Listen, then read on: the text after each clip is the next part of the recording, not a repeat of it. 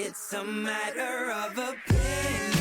If I'm right, but I'm leaving no for now to go outside, putting chores and obligations on our part. Ladies and gentlemen, welcome to another episode of Matter of Opinion, and I'm your boy Walls P. Now, some of us saw the college football game between Colorado and Colorado State, and of course, you know Colorado is the team that's led by Coach Prime. And since Coach Prime left Jackson State and started coaching Colorado, and the success that they've been having, he's been the hottest topic of college sports. The crazy thing about that game was it was a nail biter, it was exciting, and the drama that led up to the game and how they came back, overcame a deficit, and wind up winning that game in double OT. With all those beautiful things that happened with that game, all the excitement, one of the defensive ends on Colorado State, Henry Blackburn, and one would argue Colorado's best player who plays wide receiver and defensive end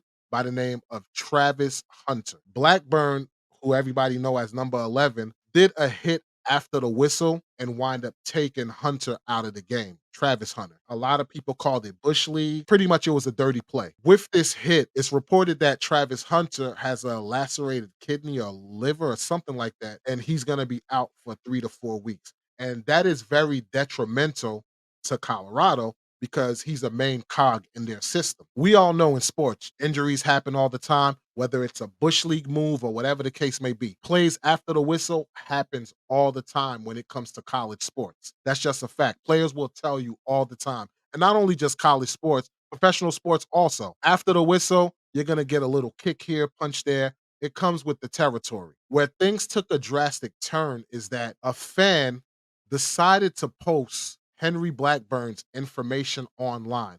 And we're talking everything short of this man's social security number and birth certificate. You're talking where his parents live, his dorm, the whole nine. Now, since this happened, the family and this gentleman been getting death threats and verbally assaulted online. And ladies and gentlemen, that is ugly if you ask me. That is something that should not happen to a college player or athlete, period. In my opinion, that's out of pocket of the fans. I mean, you got some people who are cut from that cloth and they're like, yo, you want to come threaten me? Have at it. Pull up. Some people are cut from that cloth. So let me say this. All you did was successfully make me upset. Now, if you feel froggy, jump. My heart don't pump no Kool-Aid. I've been getting threats like this for years. I wear them as a badge of honor. Now, maybe you had some more intimate details about my physical surrounding. I didn't see you pull up. But then you have other people who aren't cut from that cloth. They're law-abiding citizens, grab their lunch pail, work that 9 to 5, come home, and just look to provide a better situation for their family, their kids, their loved ones.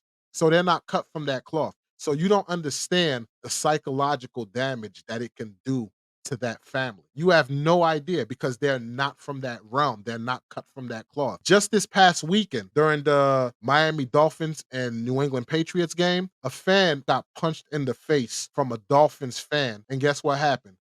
That Patriots fan wound up losing his life. Yeah, and we're talking about 53-year-old Dale Mooney of New Hampshire. Now, we know that his death is the result of an altercation that happened in the stands, but details like what exactly started that altercation or how many people were involved are being withheld by police at this time. What we do know is that Mooney's family, his friends, and frankly, people that don't even know who he is, are still in shock. It's terrible. More than 24 hours have passed since New Hampshire man 53-year-old Dale Mooney died following an incident at Gillette Stadium, and Patriots fans still having a tough time trying to wrap their head around what happened. I've been to about 10 games over the past couple years. I've never seen any kind of altercation. There's always a tremendous amount of security. Come on, baby, let's go. What started as a night full of optimism for Patriots fans ended with Mass State Police launching an investigation into this altercation that broke out in the 300 section of the stadium at around 11 o'clock as the Pats were trying to complete a comeback against the Dolphins. Medical emergency happening in section 310. It was really a one punch that saw, and the victim got punched really hard in the side of the head and went down. The victim was Mooney. You can see security and paramedics rushing over, trying to do everything they could to help. They were doing compressions for by my estimation, easily 10 minutes. But they were unsuccessful. Mooney was transported to an area hospital where he died. Is it that serious to you as a fan or a fanatic for you to take another person's life over a team or over watching a sport? See, it's funny how these players, they'll lose a game. They'll be, mad about it, whatever, but they'll move on and look towards the next week or the next opponent, or they'll look forward to honing their skills and getting better the following year. It's miraculous how these players can do that, but these fanatics, it's that serious to them. And I understand there's sports betting going on, this, that, and the third. So an injury can mess up your money. But guess what? That's the risk that you take when you're betting. That's what happens in the sports. Now, I understand 100% it was a Bush League move, but it happened within the game. And with that being said, these death threats are not warranted by any means necessary. See, I could understand if one of the players, their sister or loved one got raped by another player or some shenanigan like that, or maybe something happened to a child, something of that nature. Even with that, it's still not warranted because we have a criminal system that's going to take care of that. They're going to get their day in court and they're going to have their legal battles and basically suffer the consequences through a court system, through a justice system. But if they receive death threats on something like that, I could understand it, but it still doesn't warrant that it's justified. But still, all in all, I would understand it. But just for a guy getting injured in the game, come on, we could do better than that. Now, I hope nothing happens to this family. I hope they're well protected. I hope the law enforcement take it very seriously and protect this family in case one of these threats are actually real. And I hope they find the people that sent these threats and they all are held accountable for their actions. Because at the end of the day, this is very unnecessary. These are college kids that we're talking about. And this is something that happened within the confines of the sport.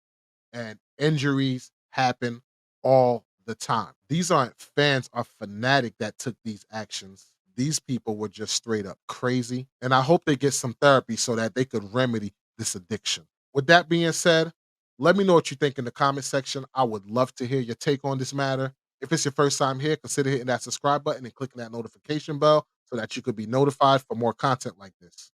And if you want to follow us on our other social media platforms, the links are in the description. That's going to do it for this episode of Matter of Opinion. I'm your boy, Walls P, and I will catch you, ladies and gentlemen, on the next episode. Peace. It's a matter of opinion.